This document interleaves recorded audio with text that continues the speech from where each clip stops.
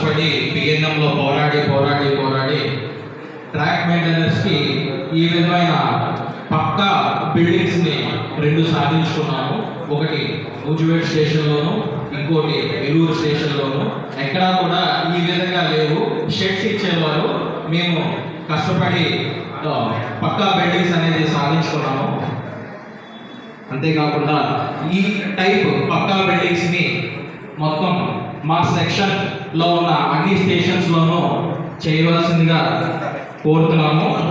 అంతేకాకుండా implementation of 8 hours shift duties for SND department సోదరులు shift duties లేక చాలా ఇబ్బందికరమైన సిచ్యువేషన్ ఫేస్ చేస్తున్నారు. దయచేసి డివిజన్ అడ్మినిస్ట్రేషన్ని నేను కోరేది ఏంటి అంటే ఎస్ఎన్డి డిపార్ట్మెంట్లో 8 hours షిఫ్ట్ డ్యూటీని ఇంట్రడ్యూస్ చేయవలసిందిగా కోరుతున్నాము. అంతేకాకుండా మాకు హెచ్ఆర్ఏ చాలా ఇష్యూగా ఉంది సార్. మీకు తెలుసు, గన్నవరంలో ఇంటర్నేషనల్ ఎయిర్పోర్ట్ ఉంది. అంతేకాకుండా ఇప్పుడు ప్రపోజల్డ్ శాటిలైట్ స్టేషన్ కూడా గన్నవరం కాబోతుంది. అయినప్పటికీ మాకు 10% హెచ్ఆర్ఏ ఉంది. దయచేసి నేను జోనల్ అడ్మినిస్ట్రేషన్కి తెలియపరుచుకునేది ఏంటి అంటే మాకు హెచ్ఆర్ఏని పెంచే ఏర్పాటు చేయవలసిందిగా కోరుతున్నాం సార్. అప్ టు ఏలూరు వరకు. ఎందుకు అంటే ఏలూరు వరకు కూడా సిఆర్టీఏ లిమిట్ ఉంది సార్. సిఆర్టీఏ లిమిట్లో కాస్ట్ ఆఫ్ లివింగ్ చాలా ఎక్కువ ఉంటుంది.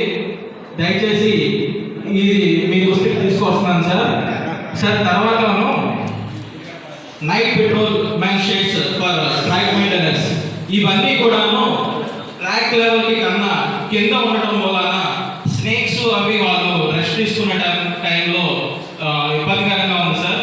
దయచేసి అవి ట్రాక్ ఎబో లెవెల్కి తిరిగి కట్టించవలసిందిగా కోరుతున్నాము. అందులో సోలార్ లైట్స్ ప్రొవిజన్ కూడా ఇస్తే బాగుంటుంది అని మా అభిప్రాయం సార్. తర్వాత ఎల్సీ లెవెల్ గేట్స్లో ఇంజనీరింగ్ అండ్ ట్రాఫిక్లో 8 hours డ్యూటీ రోస్టర్ని ఇంప్లిమెంట్ చేయవలసిందిగా కోరుతున్నాం సార్. ఇది కామన్ సబ్జెక్టు, అందరు సెక్రటరీలు కూడా ఇదే కోరుతున్నారు. దయచేసి ఇది మీ దృష్టికి తీసుకొస్తున్నాం సార్. తర్వాత risk and hardship allowance for open line staff. జనరల్గా ఓపెన్ లైన్ స్టాఫ్ ఎండకి వానకి చలికి అన్ని విధాల బయట ఉండి వాళ్ళకి ఏ విధమైన ఫెసిలిటీస్ ఉండవు సార్. దయచేసి ఓహెచ్జికి SND department and artisan staff in P way వాళ్ళకి రిస్క్ అండ్ హార్డ్షిప్ అలవెన్స్ వచ్చే విధంగా కోరుతున్నాం సార్. తర్వాత మాకు ఇంజనీరింగ్ డిపార్ట్మెంట్లో మా ఏడిఎన్ ఏలూరు సబ్ సెక్షన్లో ట్రాన్స్ఫర్ అప్లికేషన్స్ తీసుకోవట్లేదు. చాలాసార్లు కోరాము, పిఎన్ఎంలో పెట్టాము. మేము తీసుకుంటున్నామని పిఎన్ఎం మీటింగ్ వరకు చెప్తున్నారు, కానీ గ్రౌండ్ లెవెల్కి వచ్చేటప్పటికి ఈ ట్రాన్స్ఫర్ అప్లికేషన్స్ అనేవి తీసుకోకపోవడం వలన ఎంప్లాయీ ట్రాన్స్ఫర్ అప్లికేషన్ తాలూకా సీనియారిటీ కోల్పోతున్నాడు సార్. ఇదే కేసులో పక్క సెక్షన్ ఎంప్లాయీ సీనియర్ అప్లికేషన్ పెడితే అతను సీనియర్లో ముందు ఉంటాడు. ఇక్కడ సీనియర్ అయినా సరే అప్లికేషన్ అక్కడే ఆఫీస్లో ఉండిపోవడం వలన అతను అప్లికేషన్ సీనియారిటీ కోల్పోతున్నాడు.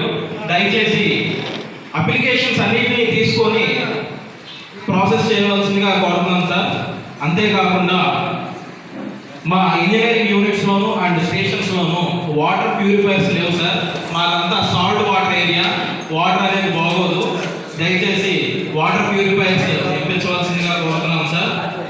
తర్వాత క్వార్టర్స్ మెయింటెనెన్స్ మా ఏలూరులోను నూజివీడులోను మేము చాలాసార్లు రిక్వెస్ట్ చేశాము, పిఎన్ఎంస్లో పెట్టాము. పిఎన్ఎంస్లో కూడా వాళ్ళు చెప్పేది ఏంటి అంటే టీటీసీ ఇస్తారు, 2 monthsలో కంప్లీట్ చేస్తారు. అది కంప్లీట్ చేయరు, అలా ప్రొలాంగ్ అయిపోతుంది. దీనికి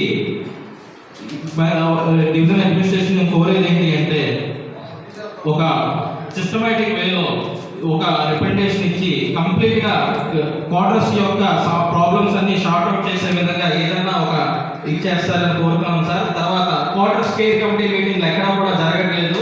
quarters care committee meetings timely జరిగితే క్వార్టర్స్ యొక్క సమస్యలు కూడా సాల్వ్ అవుతాయని నా అభిప్రాయం.